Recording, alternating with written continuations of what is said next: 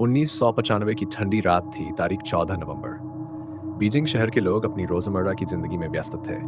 इस रात कुछ भी अजीब नहीं था, लेकिन जो घटना इस रात के बाद घटने वाली थी, वो आज भी रहस्य बनी हुई है।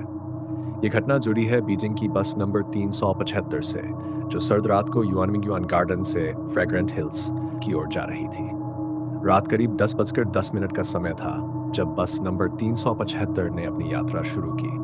बस में कुछ यात्री थे, जिनमें एक बूढ़ी महिला, एक युवक और कुछ अन्य लोग शामिल थे।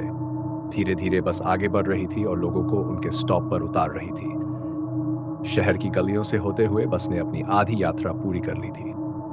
जैसे ही बस सान्युआन ब्रिज के पास पहुंची, ड्राइवर ने अचानक सड़क के किनारे दो आदमी और एक औरत को खड़े देखा।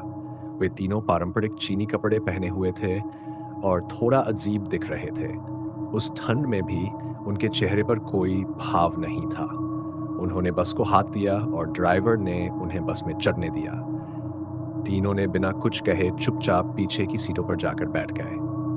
बस के बाकी यात्रियों ने भी कोई खास ध्यान नहीं दिया, सिवाय एक बूढ़ी महिला के, जो काफी सतर्क लग रही थी। उसने उन तीनों को ध्यान से देखा और थोड़ी घबराई हुई लग रही थी। कुछ समय बाद बूढ़ी महिला ने अचानक उस युवक को, जो उसके पास बैठा था, उठाकर जोर से कहा, तुमने मेरा पर्स चुरा लिया है। युवक पूरी तरह चौंक गया और बोला, मैंने कुछ नहीं किया।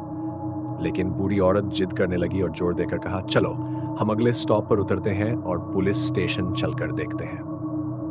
युवक खुद को निर्दोष साबित करने के लिए तैयार हो गया और दोनों अगले स्टॉप पर उतर गए। जैसे ही बस आगे बढ़ी, बूढ़ी महिला ने युवक से कहा, तुमने मेरा पर्स नहीं चुराया।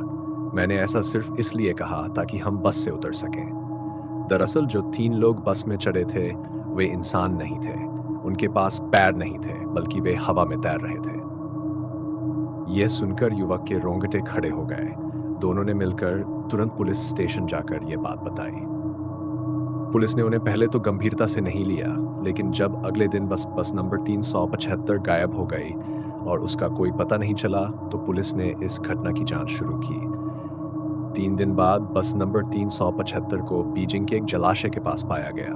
बस बुरी तरह से जल चुकी थी और अंदर से 4 लाशें मिली, ड्राइवर, कंडक्टर और 2 अनजान लोग। चौंकाने वाली बात यह थी कि बस के टैंक में आम पेट्रोल की जगह खून मिला था और ये पता नहीं चल सका कि आग कैसे लगी थी। इस घटना के बाद बीजिंग की जनता में खलबली मच गई। कुछ लोग मानते हैं कि वे 3 लोग भूत थे, जो बस में सवार होकर किसी अज्ञात दुनिया से आए थे। अन्य लोग इसे केवल एक दुर्घटना मानते हैं। लेकिन इस घटना के बाद बस नंबर 375 को हमेशा के लिए रूट से हटा दिया गया और वह घटना आज भी एक रहस्य बनी हुई है। इस कहानी ने बीजिंग में डर और रहस्य का माहौल पैदा कर दिया और आज भी लोग बस नंबर 375 का जिक्र करते हुए सिहर जाते हैं।